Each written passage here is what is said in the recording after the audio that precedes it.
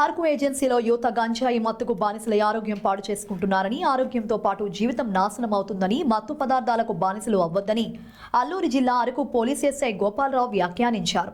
ఈ మేరకు అరకు పోలీస్ స్టేషన్లో ఏర్పాటు చేసిన మీడియా సమావేశంలో ఆయన మాట్లాడుతూ, గంజాయి రవాణాకు పాల్పడిన, గంజాయి రవాణాకు సహకరించిన వారి కుటుంబానికి ప్రభుత్వం నుండి వచ్చే సంక్షేమ పథకాలు ఇవ్వడం జరగదని తెలిపారు.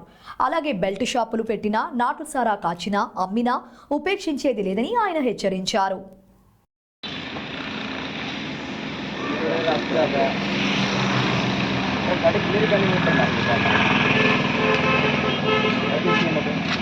రీసెంట్గా మన రాష్ట్ర ప్రభుత్వం ఒక నిర్ణయం తీసుకుంది.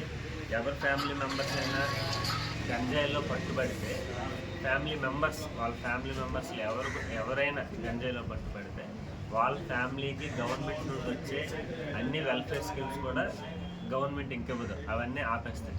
కాబట్టి ఫ్యామిలీలో ఎవరు ఒకరు తప్పు చేసినా దాని ఇంపాక్ట్ అంతా ఫ్యామిలీ మొత్తం మీద పడుతుంది.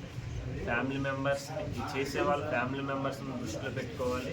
ఫ్యామిలీ మెంబర్స్ కూడా అలా ఎవరైనా చేస్తున్నారు అని అంటే వాళ్ళని కూడా అలా చేయొద్దని డిస్కరేజ్ చేయాలి.